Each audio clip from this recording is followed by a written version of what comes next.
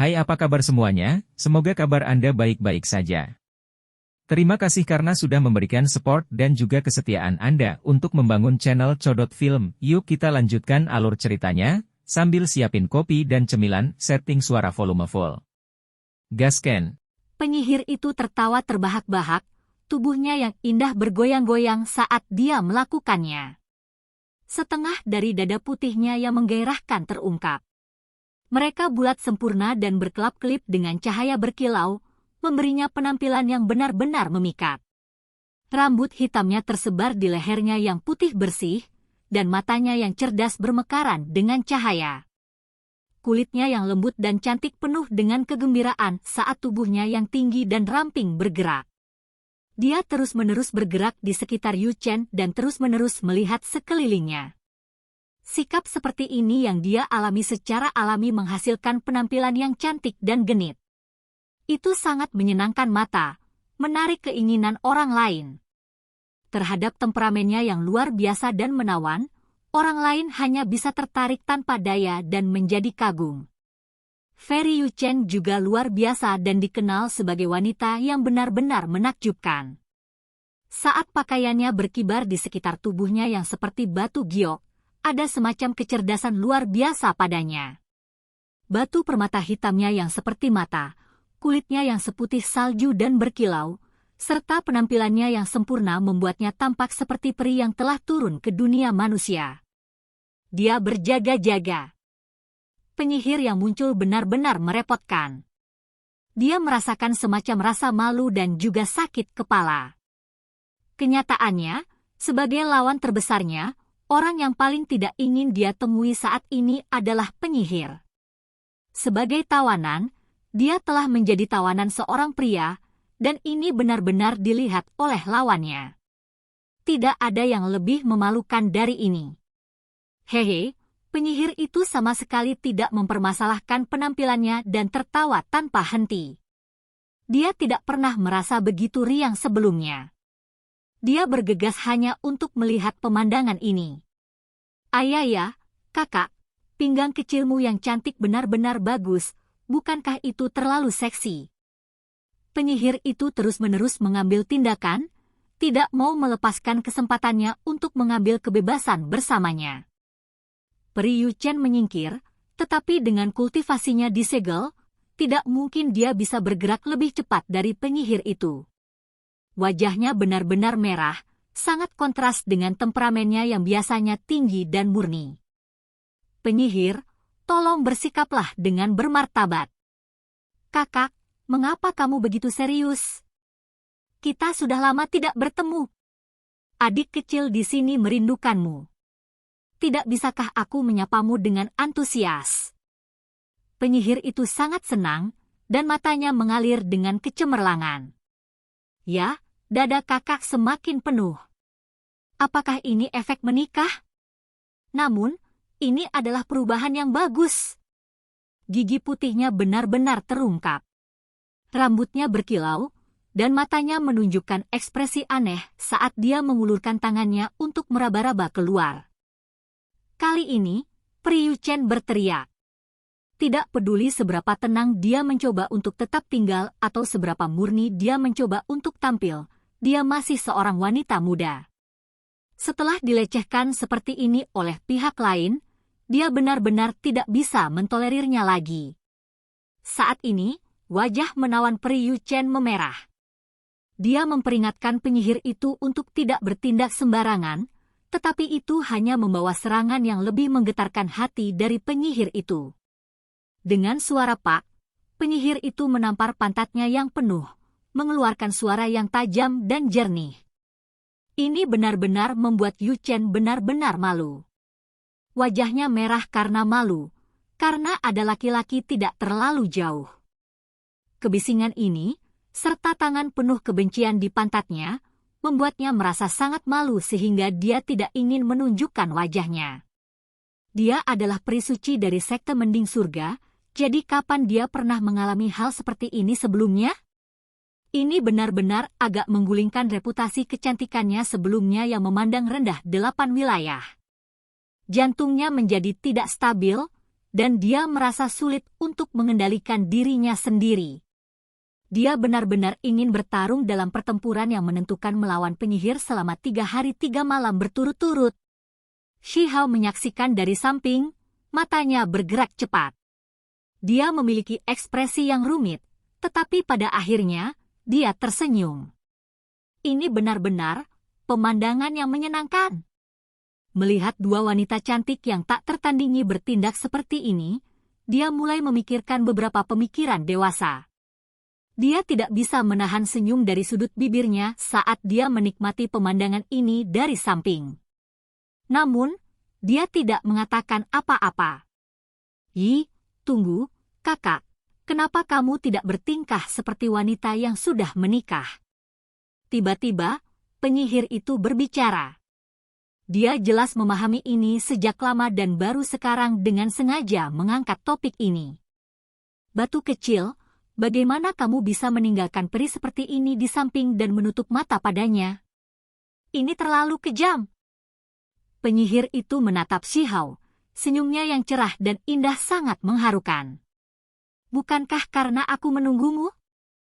Kamar selir kekaisaran saya selalu terbuka lebar untuk Anda.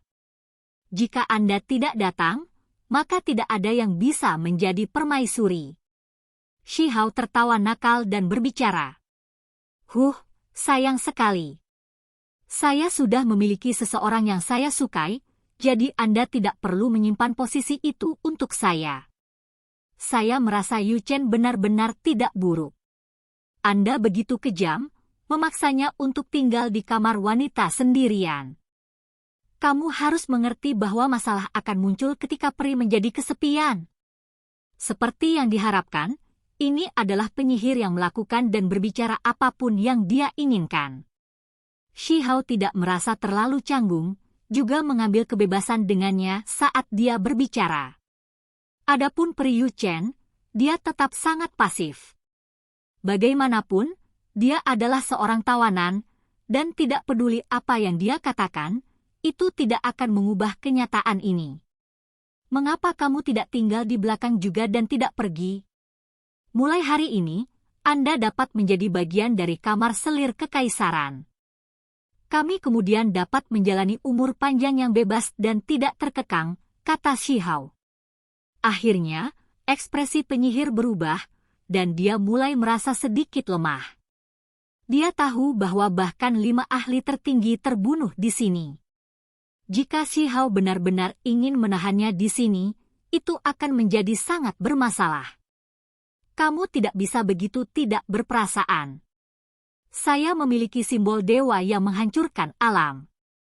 Jika disia-siakan di sini, bukankah sekte mending surga dan yang lainnya akan bertepuk tangan dengan gembira? Dia berkata, simbol surgawi yang menghancurkan alam, kedengarannya seperti sesuatu yang bagus.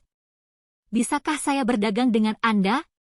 Bagaimana kalau saya memberi Anda 3 materi ilahi? Shi Hao tergerak dalam hati. Bagaimana mungkin penyihir itu mau menukarnya? Jika dia kehilangan simbol dewa yang menghancurkan alam, dia benar-benar takut bahwa Shi Hao mungkin menjadi serakah dan menjebaknya di sini.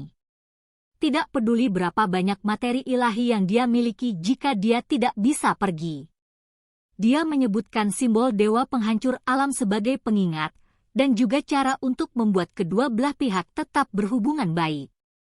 Melihat dia menggelengkan kepalanya, Shi Hao merasa benar-benar menyesal dan berkata, sungguh menyakitkan mengetahui bahwa kamu tidak percaya padaku.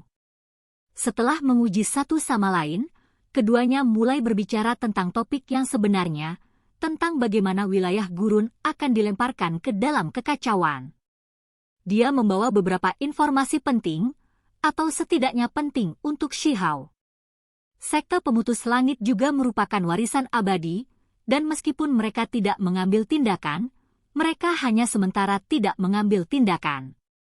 Saat ini, negara api, negara kayu, negara kuno serigala emas, dan berbagai negara kuno yang kuat di wilayah lautan semuanya dalam kekacauan.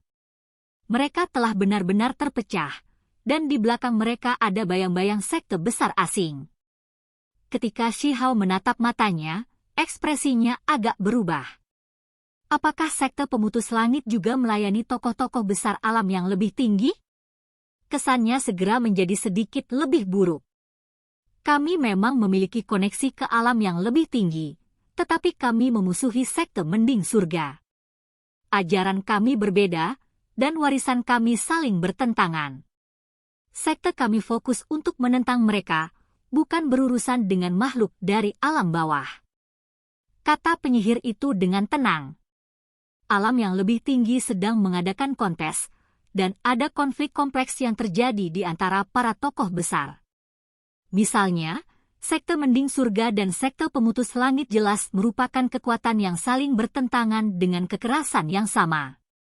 Permusuhan di antara mereka sulit untuk dibubarkan dan mereka tidak bisa berjalan bersama. Singkatnya, sekte kami turun ke alam bawah demi menentang mereka. Penyihir itu memberitahu Shihao. Ini membuat ekspresi Shihao sedikit lebih baik. Kalau tidak, sangat mungkin dia menerima musuh lain. Situasi saat ini sangat rumit, dan memiliki sekutu mungkin bukan hal yang buruk. Tentu saja, dia tidak bisa sepenuhnya mempercayai kata-kata penyihir itu. Dia adalah karakter yang cukup eksentrik, dan sulit untuk menentukan apa yang benar dan apa yang salah dalam kata-katanya.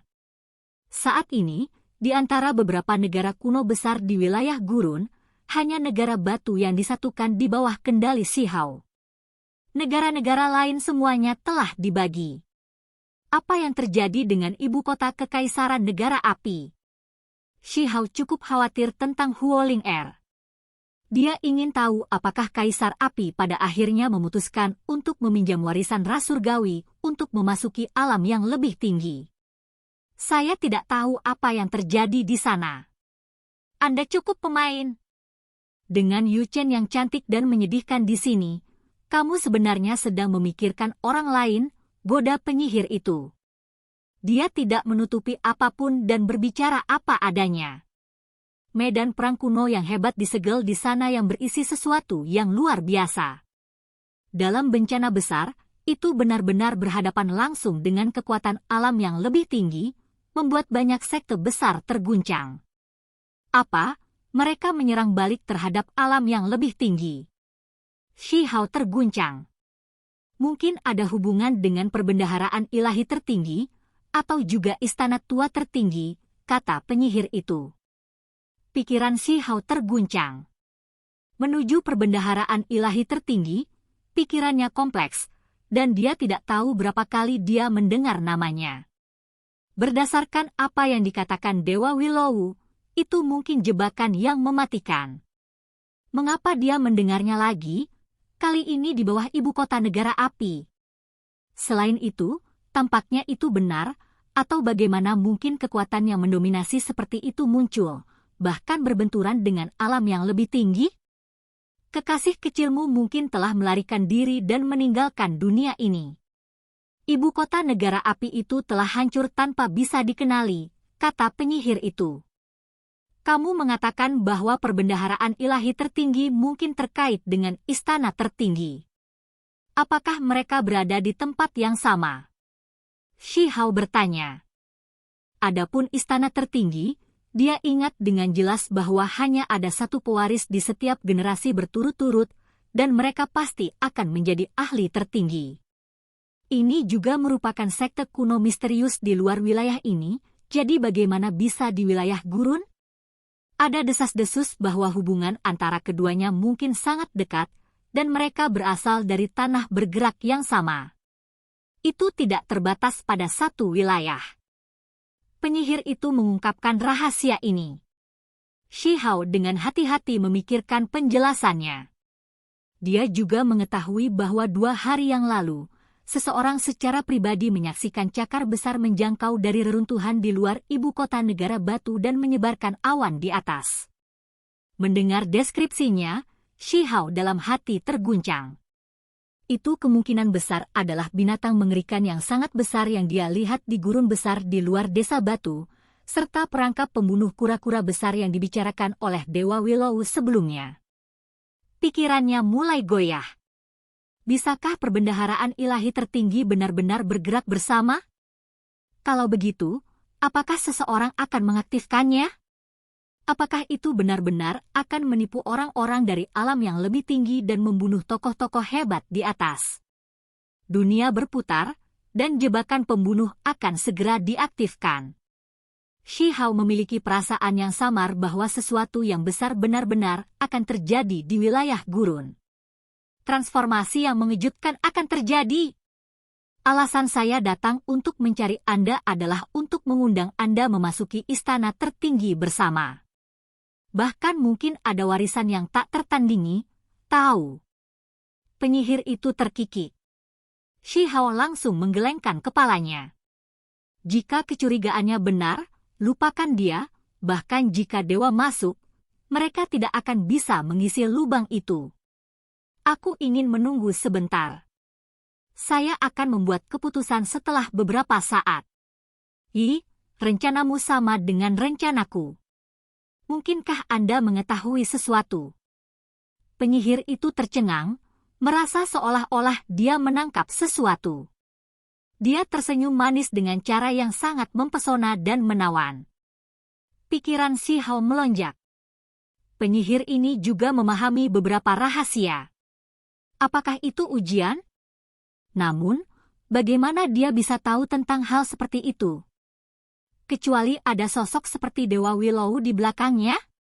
Shi Hao segera memikirkan banyak hal, dan dia menggigil, berkeringat dingin. Dia berpikir kembali ketika penyihir mengatakan bahwa sekte hanya datang ke alam bawah untuk menentang sekte mending surga dan tidak peduli dengan makhluk lain di alam bawah dan memikirkan kemungkinan. Mungkinkah orang yang memasang perangkap pembunuhan di zaman kuno adalah master dari sekte pemutus langit? Setelah membuat kesimpulan ini, dia merasa bahwa penyihir itu masih tidak harus menyadarinya bahkan jika ini benar. Tidak mungkin kecuali identitasnya sangat mengejutkan, dan dia juga berasal dari alam yang lebih tinggi, memiliki hubungan dengan beberapa karakter yang menakutkan. Kamu seharusnya tidak menjadi gadis kecil dari beberapa tokoh hebat di alam yang lebih tinggi, seseorang yang hanya datang ke alam yang lebih rendah untuk mendapatkan pengalaman, kan? Mata Shi Hao dalam saat dia dengan tenang menatapnya. Anak muda, kamu terlalu banyak berpikir. Yang aku suka ada di alam yang lebih tinggi, itu saja. Penyihir itu benar-benar tenang, dan sulit untuk menentukan apakah kata-katanya benar atau salah. Selain itu, dia mengubah topik pembicaraan dengan mengatakan, saya dapat memberitahu Anda dengan jelas bahwa Priyu Chen benar-benar seorang gadis bangsawan di alam yang lebih tinggi, dan statusnya jauh lebih tinggi dari yang dapat Anda bayangkan. Jika bocor, itu akan mengguncang dunia. Ekspresi Shi Hao tetap tidak terganggu. Dia tidak mengatakan apa-apa. Penyihir itu mulai tertawa, menggunakan tangannya yang putih bersih untuk menopang dagu Yu Chen dan melecehkannya seperti wanita kasar, berkata, kakak benar-benar cerdas dan cantik. Bahkan aku tidak bisa tidak merasa terpesona saat melihatmu. Kemudian, dia berbalik untuk menggoda dan bertanya pada Shi Hao mengapa dia belum memiliki ruang dalam rahasia. Dia memiliki penampilan seolah-olah dia ingin melihat seluruh dunia dalam kekacauan. Dia benar-benar berharap Priyu Chen menderita kemalangan. Aku sedang bersiap untuk menginstruksikannya dengan benar terlebih dahulu. Kulit Shi Hao masih sangat tebal. Ketika pertanyaan ini diajukan, wajahnya tidak memerah atau membengkak dan terlihat seolah-olah dia sudah merencanakan sesuatu. Kenapa kamu tidak membiarkan aku membantu mengajarinya? Dengar, bahkan tidak membawa teh, ini bukan peri yang baik. Dia terlalu sombong. Penyihir tidak pergi dan berbicara tentang semua jenis hal untuk melakukan kerjasama. Dia memiliki spekulasi tentang apa yang ingin dicari oleh alam yang lebih tinggi, dan juga berbicara tentang betapa pentingnya warisan istana tertinggi, bagaimana itu harus diperoleh. Selain itu, dia berbicara tentang bagaimana ada objek suci di alam ini yang memungkinkan seseorang menjadi dewa sejati. Ada beberapa informasi orang dalam lainnya yang disebutkan juga. 2 hari kemudian, ketika dia berdiskusi dengan Shi Hao tentang berbagai hal, peri halus, anggun, dan dunia lain. Yu Chen sudah membawakan teh. Ini semua berkat kontribusi penyihir, karena dia memiliki lebih banyak intimidasi. Peri Yu Chen merasakan ketakutan yang luar biasa, benar-benar takut dengan aktingnya yang gila. Penyihir itu agak senang dengan dirinya sendiri dan berkata, ini baru permulaan. Nanti, bantu aku memijat bahuku. Shi Hao menatapnya dengan pandangan jijik dan berkata, apakah Anda seorang pria berpakaian seperti wanita? Mengapa Anda berkelahi dengan saya karena pembantu saya? Bahkan jika dia memberikan pijatan bahu, itu seharusnya untukku. Bukankah aku membantumu mendidiknya dengan benar? Penyihir itu semua tersenyum seolah-olah dia tidak keberatan sama sekali. Tidak perlu, aku akan melakukannya sendiri. Yu Chen, berdiri di belakangku dan jangan pergi. Shi Hao bergumam tidak puas. Peri Yu Chen menggertakkan giginya karena marah, dan pupil matanya bersinar. Selama 2 hari ini, meskipun dia tampak suci dan tenang, di dalam, dia telah lama mengalami emosi yang luar biasa. Dia benar-benar ingin bertarung melawan penyihir sampai mati. Jika dia punya pilihan, dia lebih suka memijat bahu Shi Hao daripada menundukkan kepalanya dan berkompromi dengan penyihir itu. Ketika dia melihat penyihir itu, akar giginya bahkan mulai gatal. Gerakannya ringan dan elegan, tubuhnya yang melengkung seperti batu giok bergoyang dengan indah saat dia tiba di belakang Shi Hao dan menentang penyihir itu. Oke guys, jangan lupa like, comment, share, and subscribe di channel Codot Film. See you next video, peace out and bye-bye.